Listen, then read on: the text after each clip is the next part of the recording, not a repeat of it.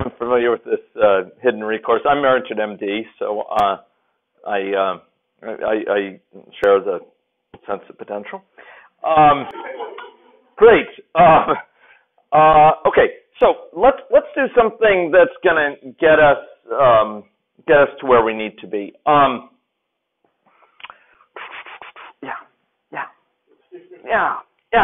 Let's do this. This is great. Okay. So, ladies and gentlemen, we're going to do statistics on this population. Okay? We're going to do statistics on the population that it will be useful for reporting. Okay? This is like live. Yeah. Sorry? Oh yeah, let's run it. Sure. I did compile and made sure it was a happy camper. Yeah, I actually haven't factored it into this hazard rate yet, but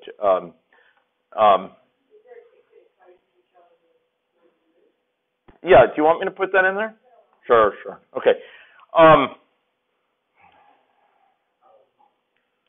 Yeah, okay. So there's several different levels at which I could do it. Part of me wants to try to force it into the standard model that's used for proportional hazards analysis. I'm gonna go light on this. I'm gonna add in. Okay. Yeah. Okay. Fine.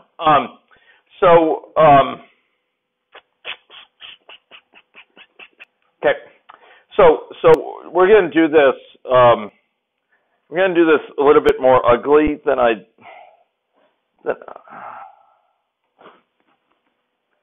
Yeah. Okay. Fine. Okay. So we're gonna add in a variable. We're gonna add in a variable that's called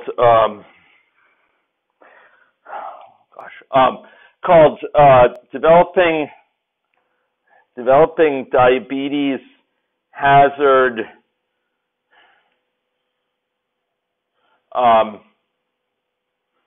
contribution from current weight. Okay. I'm sorry. I'd like to be communicative with my variables. If I fear that having a variable that's too short is going to mislead people, not be understandable, I tend to give it a long name. I know that's kind of absurdly long, but in the crunch, having it be able to be read and know exactly what it is versus having it be obscure, this wins out in my mind. Too many hours have I spent working late nights trying to get things working, bumping my head against it only to find it was due to some misunderstanding with a variable name or what have you.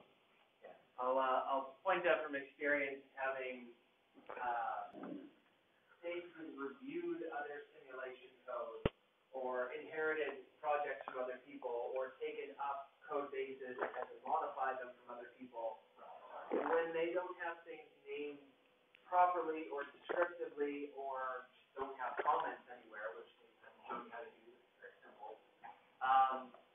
It's just a nightmare and you waste so much time trying to figure it out, especially your own stuff. So for simple small models like this, the names, you might wonder why we're putting so much effort into them.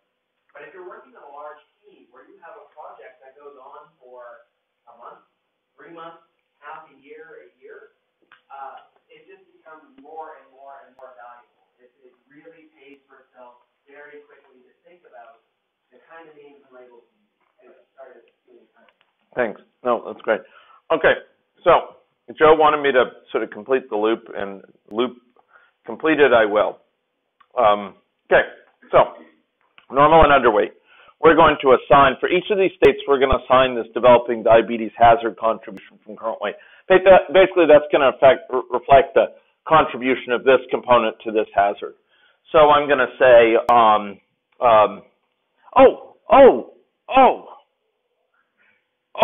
gosh, that's great. Okay. I could teach that lesson too. Okay, a thing of beauty, greatness. This is great. Okay, so ladies and gentlemen, let's copy this name and let's get rid of this variable. It just copied this long name, horribly long name, and then let's delete it. I'm sorry. I just went here, copy, So, or you can right-click on it and say copy the name, and then I'm going to right-click on this and I'm going to delete it, just like that.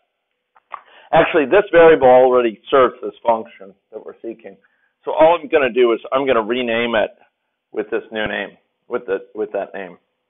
Boom. And you'll notice that there's this little light bulb. The light bulb is your friend. And it says press Control Enter to have it, basically to refactor, to automatically fix everything that was referring to the old name will now refer to the new name. So I'm going to press Control Enter, and it's going to go through and it's going to look for various things that refer to this, and it's going to say, yeah, do you want me to update this? And I'm going to say yes. Thing of beauty.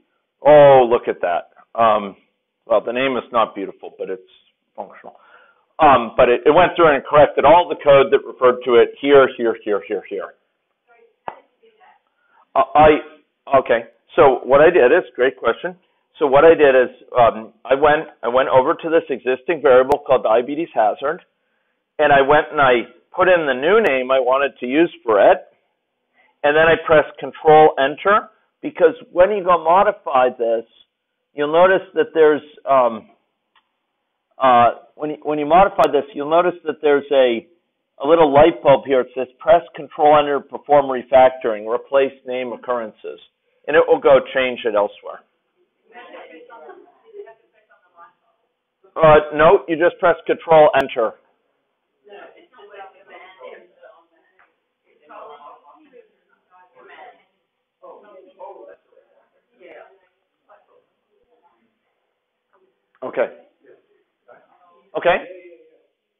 Okay. So we're just about done with the Joe request. Okay, but we have one more thing to do. Okay. So the final thing we have to do is do what here? This is referring to just one component. What do we have to also consider? Riddle me this. I know some of you might like to riddle me out of the room. Okay. So we need to do what? We need to add a component.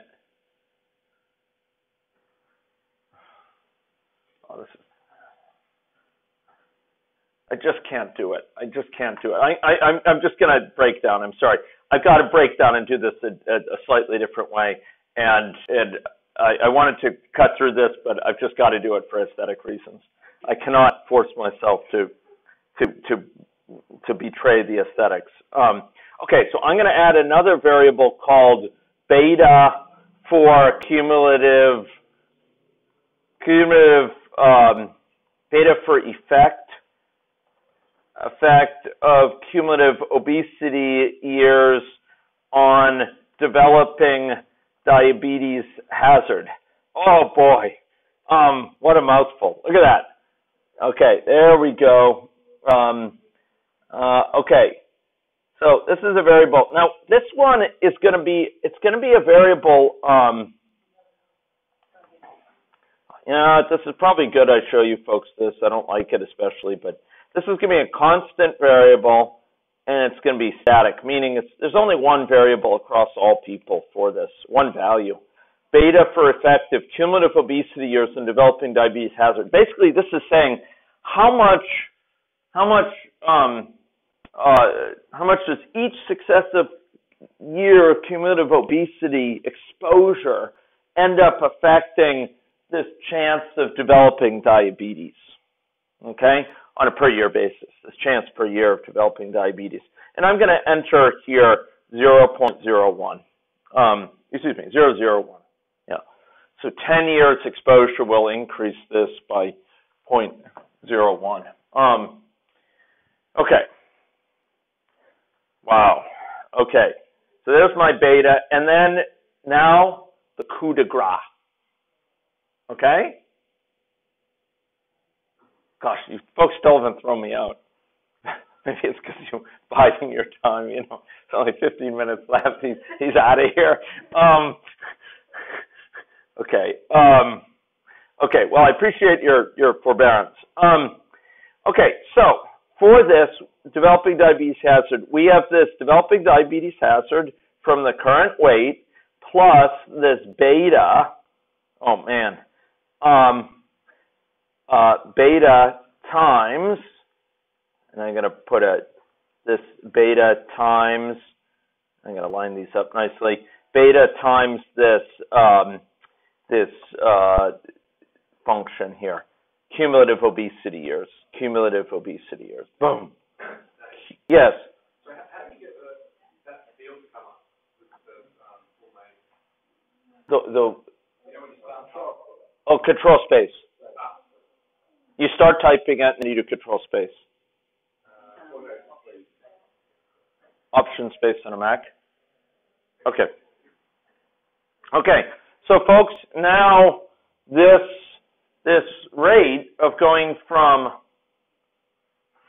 normal glycemic to diabetic is going to be the addition of two things. One is just a contribution from their current weight, and another is a component based on the cumulative obesity years, but multiplied by some beta.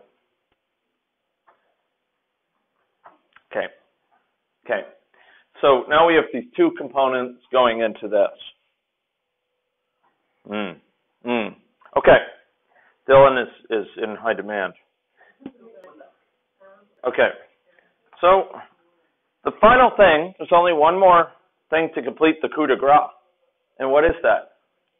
What else is needed here that we haven't put in yet? Well, we saw it over there. It's this re-examine age-specific rate thing. We need a similar thing here. And I will copy this over because we need this rate to be recalculated as they spend more and more time.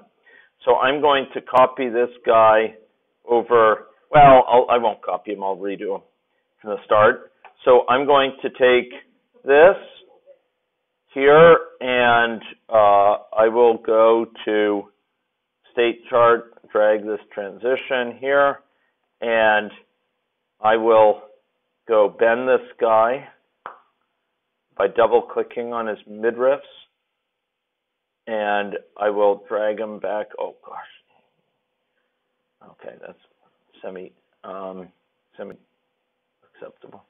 Okay, I'm gonna click him twice. Hey, give me. Oh man. Come on. Okay. I'll bend him out here. There we go. Now we have better control. Okay. There we go. A thing of beauty. Look at that. Okay. And now this guy is going to be going every 1 year. He's going to be going out and coming back in, which forces it to recalculate that. And that completes the Joe request.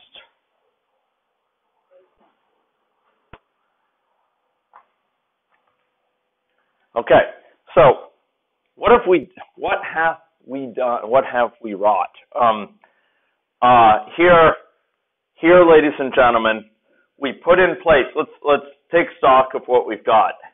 We've put in place these mechanisms so that people will go between these weight states, and we factor that into people's chance of developing diabetes. But Joe, with an appreciation of the literature on this, pointed out it may be the cumulative exposure to adiposity that also is contributing, in addition to your current weight. So we put in place a mechanism that accumulated the number of years people were obese, and we then put in place a formula that took into account the current weight's contribution to this hazard of going from normal glycemic to diabetic, and this coefficient from the number of cumulative, the number of years obese, and that needed to take into account this beta, the sort of effect of sort of how many years obese you've been obese. So that collectively takes into account the effects of your current weight status plus your effects of your cumulative time in the obese state. And again, I apologize for the advanced nature of these materials, but it is a useful construct, and here it's a very real world one. It's very likely there's a contribution. Okay, so we can run this thing, run early, run often, and if we were keeping outputs, we could probably, visually it's probably not going to be obvious. And that brings us to our final components of the day here, our final 15 minutes together. I know you may be counting the minutes. Okay. So as the clock is ticking, I want to show you how you can build some simple model outputs of data.